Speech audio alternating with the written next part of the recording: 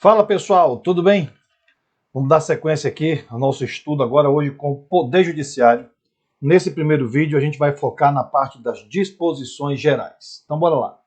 Nós temos aqui capítulo 3, Poder Judiciário, das disposições gerais. O artigo 92, galera, trabalha pra gente os órgãos que compõem a estrutura do Judiciário, né?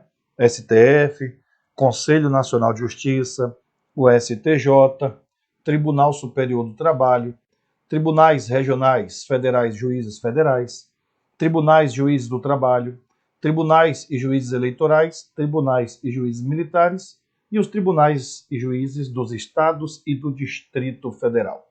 Observe que aqui na lista do artigo 92, moçada, não falou em justiça desportiva. Então, cuidado. Justiça desportiva não é órgão do Poder Judiciário, que vai cuidar de punição de atletas, de regulamentação de campeonatos. Nada disso, inicialmente, começa nessa estrutura. Vai tudo para essa tal justiça desportiva e só depois que esgota todos os trâmites dessa tal justiça desportiva é que esse assunto pode ingressar aqui no artigo 92, nos órgãos do Poder Judiciário. Então, cuidado com essa informação. Vamos colocar ela aqui, ó, como observação. Justiça desportiva não é órgão do Poder Judiciário. Tá? E isso está lá no artigo 217. Então, cuidado, que de repente você pode ler esse artigo lá e achar que é mais um órgão do Poder Judiciário. Não, tá? Você vai ter aqui apenas esses do artigo 92, beleza? Parágrafo 1º diz que o STF, o Conselho Nacional de Justiça e os tribunais superiores têm sede na capital federal, então estão todos aqui em Brasília, e o STF e os tribunais superiores têm jurisdição em todo o território nacional. Perfeito? Então, beleza.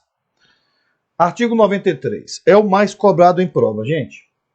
Lei complementar de iniciativa do STF disporá sobre o Estatuto da Magistratura, observando, então, os seguintes princípios. Ingresso na carreira, cujo cargo inicial será de juiz substituto, aí depois ele vira juiz titular da vara, mediante concurso público de provas e títulos, participação da OAB em todas as fases, exigindo-se do bacharel em Direito 3 anos de atividade jurídica, obedecendo-se as nomeações à ordem de classificação. Bom, então temos essa novidade aqui pela emenda 45, esses 3 anos de atividade jurídica. Nós temos aqui regulamentação por resolução do Conselho Nacional de Justiça. Primeiro passo, o CNJ disse que essa atividade jurídica deve ser confirmada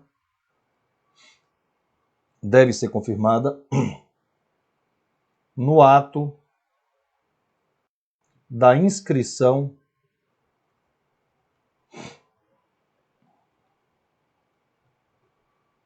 do concurso. Então não é no ato da posse não, tá?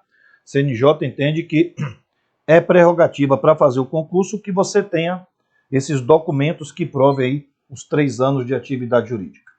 Outra, o CNJ disse que essa atividade jurídica só é possível após o curso de formação. Tá? Vamos lá então. Atividade jurídica só começa a contar após a conclusão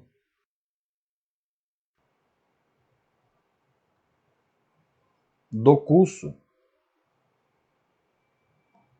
de Direito. Ah, Blanco, então quer dizer que aquele estágio de advocacia que eu fiz durante o curso de formação não conta não? Conta não. Só depois que você é bacharel em Direito, que você conclui o curso, é que você comece, então, a desempenhar atividade jurídica para poder contabilizar para o concurso de juiz, tá? Então, atuando na área do direito, advogando, ocupando cargos efetivos que são privativos de bacharéis em direito, atuando como professor nas universidades federais na matéria do direito, tudo isso você consegue contabilizar como atividade jurídica, mas só vai contabilizar depois que você conclui o curso de direito. Então, aquele estágio de advocacia que você faz durante o curso de formação de direito não entra como atividade jurídica, toma cuidado com isso. Tudo bem? Beleza. Promoção do magistrado, tema muito cobrado, ó. Promoção de entrância para entrância, que são os níveis na carreira, né? Alternadamente por antiguidade e merecimento, atendendo às seguintes normas. Diz que é obrigatória a promoção do juiz que figure por 3 vezes consecutivas ou 5 alternadas em lista de merecimento. Galera, cuidado com essa questão aqui, tá? Geralmente em prova ele vai dizer que é obrigatória quando o nome dele aparecer por 3 vezes consecutivas em lista de merecimento e 5 alternadas em lista de antiguidade. Colocou antiguidade, deixa o item errado. Tá? É 3 consecutivas ou 5 alternadas na mesma lista. Merecimento. É só você lembrar que a antiguidade é posto. Em tese, se eu sou o juiz mais antigo, eu tenho que ser promovido na tua frente. Então, cuidado com essa letra A aqui, porque ela enfatiza que é tudo na lista de o que, gente? Merecimento, tá? Se botar antiguidade aqui, mata a questão. Promoção por merecimento pressupõe 2 anos de exercício na respectiva entrância e integrar o juiz a primeira quinta parte da lista de antiguidade desta, salvo se não houver com tais requisitos quem aceite o lugar vago. Beleza? Então, no mínimo 2 anos aí, perfeito? No exercício na respectiva entrância, para poder ser promovido. Aferição do merecimento conforme desempenho, pelos critérios objetivos de produtividade e presteza, no exercício da jurisdição e pela frequência e aproveitamento em cursos oficiais ou reconhecido de aperfeiçoamento. Então, todo juiz que vai ser promovido por merecimento, ele vai passar por um curso de aperfeiçoamento. Se ele for reprovado, ele sai da lista de promoção. Se ele for aprovado, aí é pré-requisito para ele ser promovido. A dinâmica, gente, quanto mais especializado você é, menor é a probabilidade de você errar ao proferir uma sentença, diminuindo substancialmente o número de recursos para as instâncias superiores. Tudo bem? Na apuração da antiguidade, o tribunal somente poderá recusar o juiz mais antigo pelo voto fundamentado, cuidado com esse quórum, tá? É de 2/3 de seus membros, conforme procedimento próprio, assegurada ampla defesa, repetindo-se a votação até fixar a indicação. Geralmente em prova ele vem dizendo que é maioria absoluta, e aqui o texto deixa claro que é 2/3. Então o juiz mais antigo ele pode ser rejeitado pelo tribunal, desde que haja voto fundamentado de 2/3. Letra E.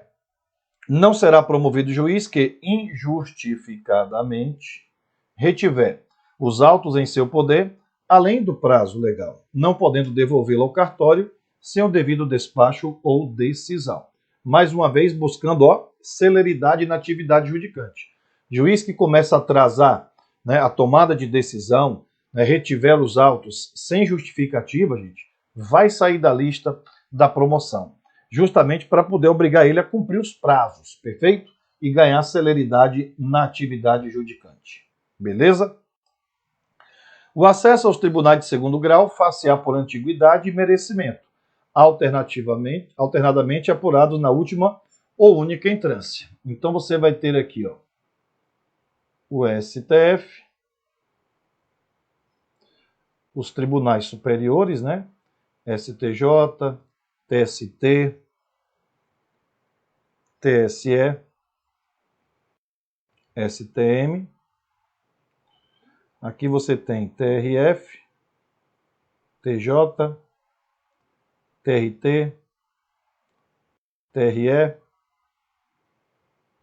Aqui você tem juiz federal, juiz de direito, juiz do trabalho, juiz eleitoral e aqui você tem juiz militar.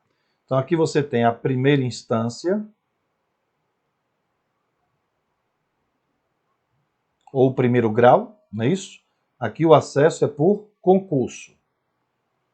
Concurso público, de provas e títulos, exigindo do bacharel em Direito 3 anos de atividade jurídica. Na segunda instância, TRE, TJ, TRT, TRE, você tem aqui no segundo grau, na segunda instância, duas formas de acesso, tá? Pode entrar por promoção de juiz de primeira instância ou por indicação. Veremos daqui a pouquinho, tá? Indicação da OAB e do Ministério Público. Dentro desses tribunais aí, tem indicação aí de membros da OAB e do Ministério Público para se tornar, então, desembargador de segundo grau. Perfeito? Já aqui em cima, ó, aqui tem o Conselho Nacional de Justiça. Aqui em cima você vai ter Tribunal Superior. O CNJ tem um órgão administrativo, não julgação. E aqui você vai ter a Corte Suprema, guardiã da Constituição. Aqui em cima, nesses três casos aqui, ó, CNJ, Tribunal Superior, você vai ter uma escolha político-constitucional. Presidente da República indica e o Senado aprova. Essa é a regra. Tudo bem? Para você ter acesso aí aos cargos do Poder Judiciário. Beleza? 4. Previsão de cursos oficiais de preparação, aperfeiçoamento, promoção dos magistrados, constituindo etapa obrigatória do processo de vitaliciamento, a participação em curso oficial ou reconhecido da Escola Nacional de Formação e Aperfeiçoamento de Magistrado. Então, ele vai passar por esse curso de aperfeiçoamento, tanto para ser promovido, quanto para adquirir, gente, ó, a vitaliciedade que acontece após 2 anos de atividade profissional. Tem que ser aprovado nesses cursos de aperfeiçoamento aí. 5. Subsídio dos ministros dos tribunais superiores corresponderá a 95% do subsídio mensal dos ministros do STF e o subsídio dos demais magistrados serão fixados em lei e escalonados em nível federal e estadual, conforme as respectivas categorias da estrutura judiciária nacional, não podendo a diferença entre um e outro ser superior a 10% ou inferior a 5%, nem exceder a 95% do subsídio mensal dos ministros dos tribunais superiores, obedecido, em qualquer caso, o disposto no 3711 e 39, parágrafo 4º. Então é assim, ó. STF é o teto, né, gente? Ele é o teto constitucional. Então ninguém pode ganhar mais do que os ministros do STF. Nos tribunais superiores, STJ, TST, TSE, STM, essa galera vão receber, ó, 95% do que ganha o ministro do STF. Na segunda instância, são os desembargadores, segundo grau,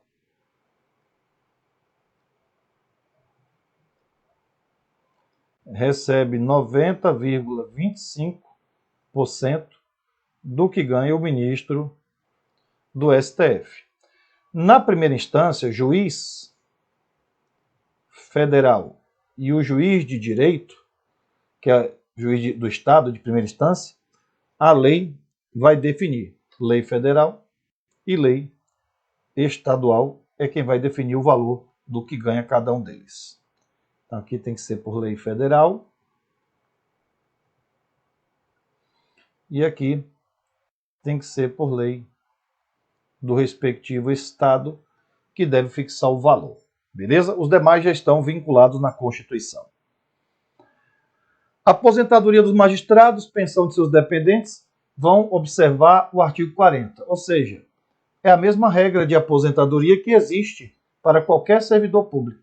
Vai aposentar por invalidez, incapacidade permanente, de forma voluntária ou compulsoriamente aos 75 anos de idade. 7. Juiz titular residirá na respectiva comarca. Mas agora tem uma exceção, ó. Salvo autorização do próprio tribunal. Então é possível que o tribunal autorize ele residir fora da comarca. Mas isso é a exceção. Ato de remoção, disponibilidade do magistrado por interesse público, fundar-se-á em decisão do voto da maioria absoluta. Então, cuidado com esses quórums aqui, tá, gente? Geralmente ele vai botar aqui 2/3 do respectivo tribunal ou do Conselho Nacional de Justiça. Então, para rejeitar o juiz mais antigo, 2/3. Para remover ele de ofício, maioria absoluta, tá? Então, apesar de, como regra, o juiz ser inamovível, que é uma da regra, tem exceção à regra, tá? Então, aqui, ó. Rejeição da promoção do juiz mais antigo, 2/3.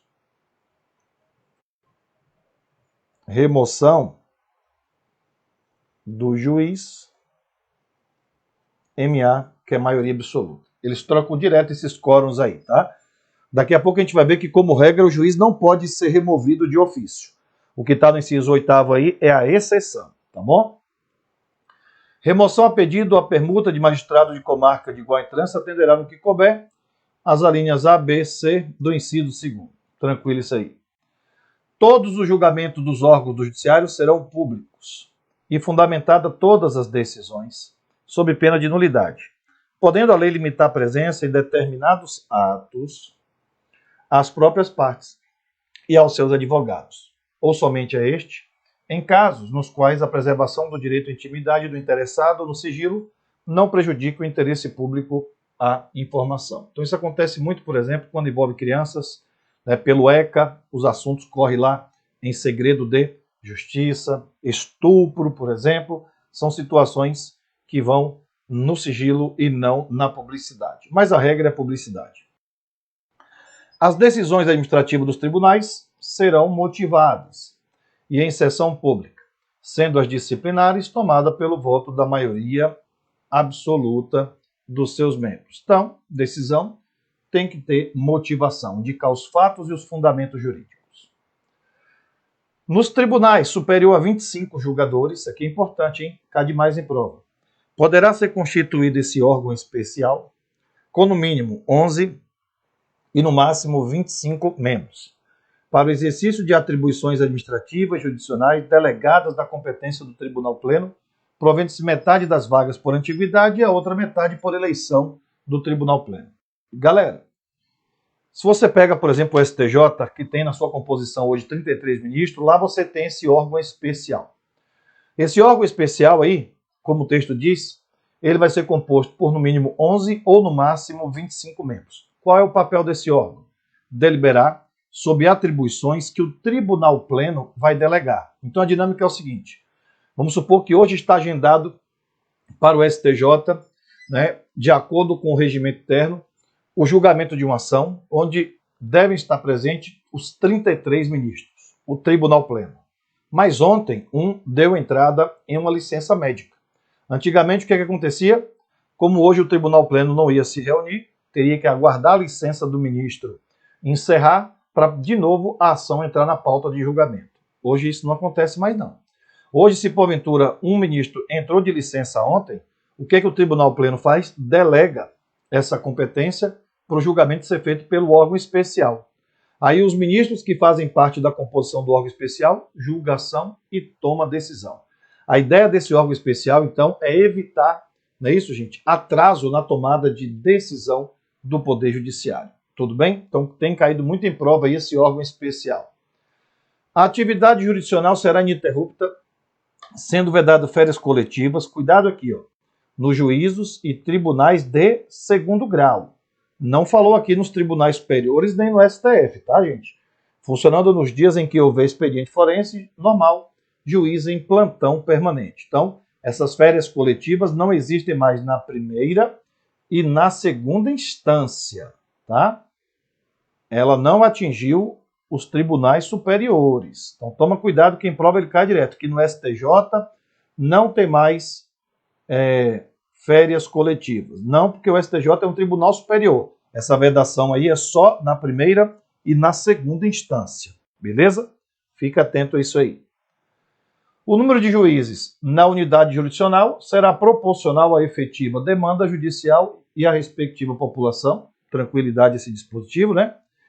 Servidores receberão delegação para a prática de atos de administração, atos de mero expediente, sem caráter decisório, para justamente liberar o juiz para que ele se concentre apenas na atividade fim, que é julgar as ações. Aí ele pode delegar essas decisões administrativas para os seus servidores, desde que não tenha caráter decisório. Distribuição de processo será imediata em todos os graus de jurisdição. Esse artigo 94 cai toda hora em prova. 1/5 dos lugares dos tribunais regionais federais, dos tribunais dos estados, DF e território, será composto por membros do Ministério Público, com mais de 10 anos de carreira, e também advogados de notório saber jurídico e reputação ilibada, com mais de 10 anos de efetiva atividade profissional, indicados em lista sêxtupla pelos órgãos de representação das respectivas classes. Recebidas indicações, o tribunal agora filtra para uma lista tríplice e envia para o chefe do executivo, que nos 20 dias subsequentes vai escolher um de seus integrantes para nomeação. Então, nós temos aqui que 1/5 das vagas do TRF e do TJ. Mas tem mais, viu, gente? Do TST também tem essa regra do 5º e também no TRT. Esses 4 tribunais têm essa regra aqui do 5º constitucional.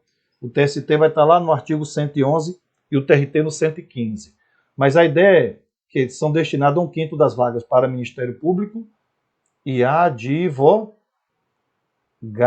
indicados aí pela OAB. Então tem gente que não fez concurso público e vai cair de paraquedas nesses tribunais virando magistrado, desembargador ou ministro, perfeito? Tá? Que é a indicação que o Ministério Público faz e a OAB também, tá? Advogados aqui, né? Indicado pela OAB, perfeito? A OAB faz uma lista com 6 nomes, manda para esses tribunais, filtra para 3, manda para o presidente, ele nomeia, né? E o Senado aprova, se for o TST, ou ele nomeia e dá posse, se for na segunda instância, tá? Então tem uma galerinha aí que não é do judiciário, mas que vai ocupar cargos no judiciário, Ministério Público e advogados. As garantias caem toda hora em prova, gente. Não pode vacilar com isso aqui, São assegurados aos magistrados a vitaliciedade, que no primeiro grau só será adquirida após 2 anos de exercício, dependendo da perda do cargo nesse período de deliberação do tribunal ao qual o juiz estiver vinculado, e nos demais casos de sentença judicial transitada em julgado. Então, uma vez vitalício, após 2 anos, ele só pode perder o cargo por sentença judicial transitada em julgado. Isso significa dizer que o CNJ, Conselho Nacional de Justiça, não pode aplicar a pena de demissão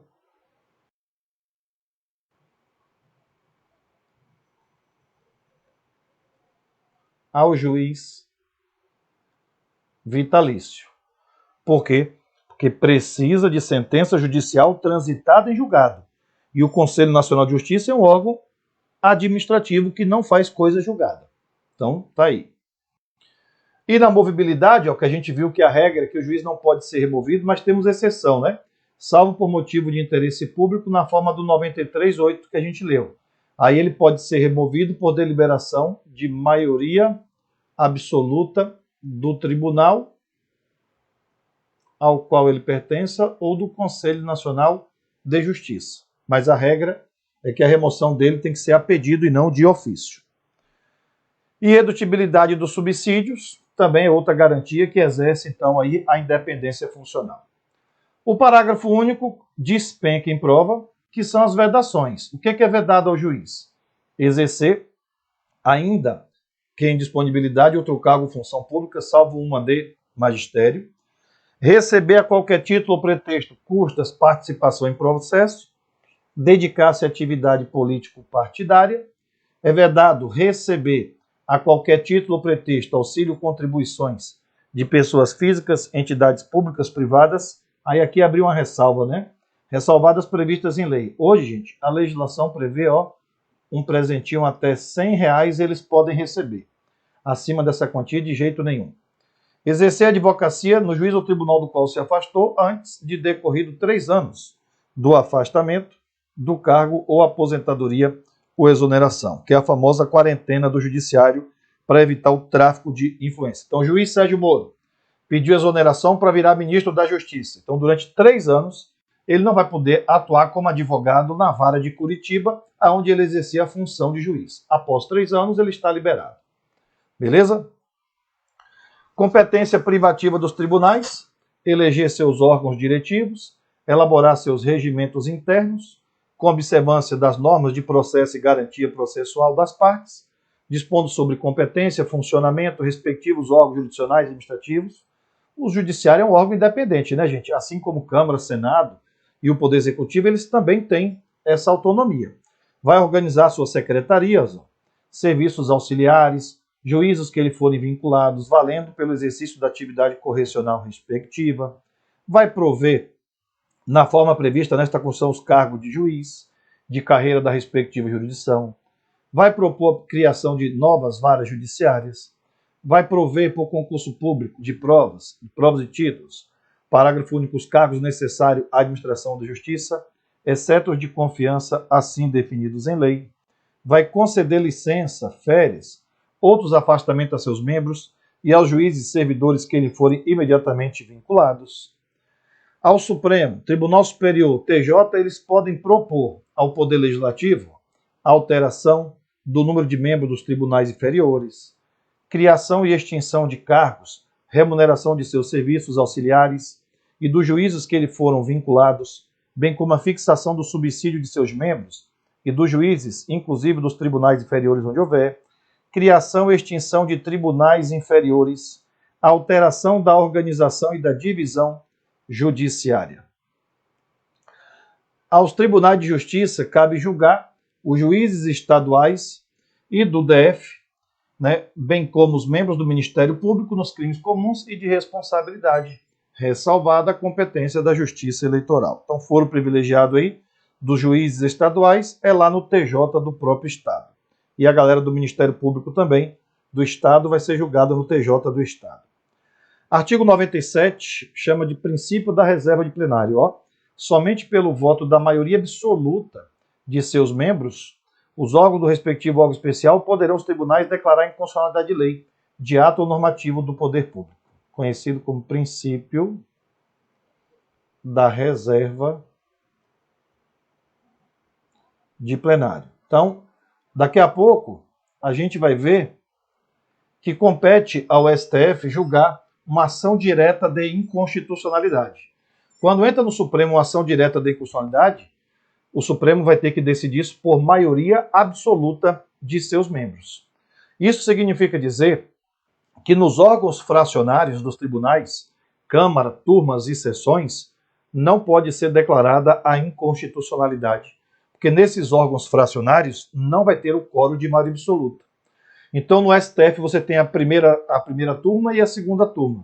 A primeira turma tem 5 ministros, a segunda turma tem 5. Não vai conseguir a maioria absoluta de 11, que é o efetivo total dos ministros do Supremo. Então, essa súmula vinculante 10 cai toda hora em prova, gente. Súmula vinculante 10. Órgão fracionário de tribunal não pode declarar a inconstitucionalidade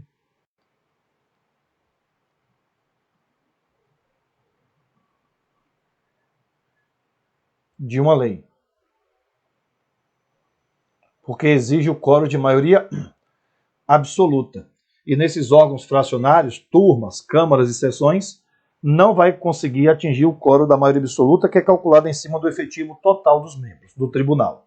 Beleza? Súmula vinculante 10, muito importante em prova. Fique esperto com ela aí, tá? Artigo 98 diz que a União, no DF e nos territórios e estados criarão juizados especiais, providos por juízes togados ou togados e leigos, competentes para conciliação, julgamento e execução de causas cíveis de menor complexidade, infrações penais de menor potencial ofensivo, mediante os procedimentos oral e sumaríssimo, permitido na hipótese prevista em lei, transação, julgamento de recursos por turmas de juízes de primeiro grau. Então, justiça especializada aí. Justiça de paz, remunerada, composta por cidadãos eleitos pelo voto direto, universal, secreto, com mandato de 4 anos e competência para, na forma da lei, celebrar casamentos. Até falamos disso quando a gente falou de direitos políticos, né? Verificar de ofício em face da impugnação apresentada, processo de habilitação e exercer atribuições de conciliação sem caráter decisório. Além disso, esse juiz de paz tem que ter a idade mínima de 21 anos, lá no artigo 14, parágrafo 3º, traz esta exigência. Por enquanto, a gente não está elegendo esse juiz de paz, gente, porque a lei ainda não regulamentou a eleição deles. Geralmente está na autonomia dos próprios cartórios. Os próprios cartórios é que estão aí contratando esse juiz de paz para poder celebrar casamento. Mas, pela Constituição, esses caras teriam que ser eleitos na forma da lei para cumprir mandato de 4 anos. Tá bom? Lei Federal disporá sobre criação de juizados especiais no âmbito da Justiça Federal, tranquilo. Custas e emolumentos serão destinados exclusivamente a custeio dos serviços afetos às atividades específicas da Justiça, tranquilo também. Judiciário tem autonomia administrativa e financeira, tranquilidade. Os tribunais elaborarão sua proposta orçamentária dentro dos limites estipulados conjuntamente com os demais poderes na lei de diretriz orçamentária. Então, os órgãos independentes, eles elaboram a proposta e encaminham para o presidente da República. O encaminhamento da proposta, ouvido os tribunais interessados, compete, no âmbito da União, presidente do Supremo, Tribunal Superior, com aprovação dos tribunais, e no âmbito do Estado, DF, territórios, aos presidentes do TJ, com aprovação dos respectivos tribunais. Então, eles preparam a proposta orçamentária e encaminham para o Executivo, que vai anexar essa proposta na lei de diretriz orçamentária, na lei do orçamento anual, nas metas do plano plurianual. Se os órgãos não encaminharem as respectivas propostas dentro do prazo estabelecido na lei de diretrizes orçamentárias, o Executivo considerará, para fim de consideração da proposta anual, os valores aprovados na lei orçamentária vigente, tá? Ajustados de acordo com os limites estipulados no parágrafo 1º. Blanco, por que você grifou vigente? Porque na tua prova ele disse que vai ser na anterior. Aí você marca errado. Perfeito? Então, se não mandar a proposta orçamentária, o presidente executivo vai considerar a vigente para poder prever o orçamento do próximo ciclo financeiro. Tá bom? Se as propostas orçamentárias forem encaminhadas em desacordo com os limites, o executivo vai proceder, então, aos ajustes necessários para a consolidação da proposta orçamentária anual. E para fechar, pagamento devido à fazenda pública. Gente, esse termo fazenda pública é muito importante para o direito administrativo. São as pessoas jurídicas de direito público que fazem parte desse conceito, tá? União, Estados, DF, município, autarquias e fundações. Exclui empresa pública e sociedade de economia mista. Então diz o seguinte, né, os pagamentos devidos pela fazenda pública, federal, estadual, distrital, em virtude de sentença judiciária, far-se-ão exclusivamente na ordem cronológica da apresentação de precatórios, à conta dos créditos respectivos, proibida a designação de casos ou de pessoas nas dotações orçamentárias e nos créditos adicionais abertos para esse fim. Então, se eu entro com uma ação contra uma autarquia e o judiciário condena a autarquia a me pagar R$100 mil de indenização, observe, a autarquia vai emitir um precatório dizendo, Blanco, reconheço aqui a dívida, mas aguarde esse valor ser aprovado no meu orçamento. Eu vivo de previsão orçamentária. Esse ano, eu estou pagando as contas de acordo com a lei que foi aprovada no ano passado, a lei de diretriz orçamentária. Então, se a condenação foi esse ano, na hora que eu for encaminhar a proposta orçamentária lá para o Poder Executivo, eu já vou colocar o valor desse precatório. Sendo aprovada na lei orçamentária, então a partir do dia 1º de janeiro do ano que vem, o recurso começa a ser liberado para pagar as indenizações. Tá? E por que isso? Porque geralmente essa galera vive de previsão orçamentária, os seus bens são públicos e não podem ser penhorados. Então, entrou com ação contra a Fazenda Pública, ela aplica o regime de precatório. Agora, nós temos uma observação importante aqui, porque o conceito de fazenda pública são só as PJs de direito público. Exclui empresa pública e sociedade de economia mista. Mas o Supremo julgou, gente, ó, que empresa pública e sociedade de economia mista, tá? Aplica-se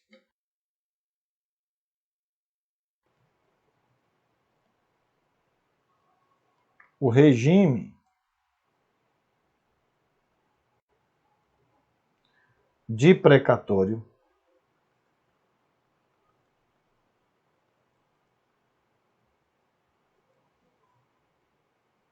quando elas prestam serviços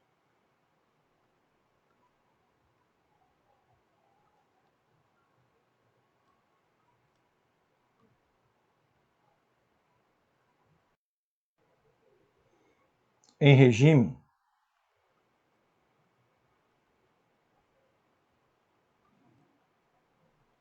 de monopólio, em regime não concorrencial.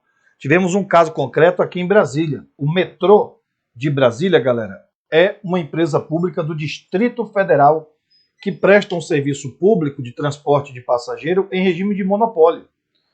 Então o Supremo entendeu que era melhor aplicar para elas regime de precatório do que a condenação atingir os seus bens. Porque se a condenação atingir os seus bens, poderia comprometer a prestação do serviço.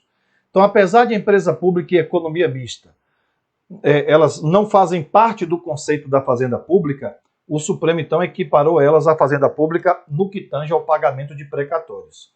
Então, no caso do metrô de Brasília, empresa pública prestadora de serviço em regime não concorrencial, em regime de monopólio.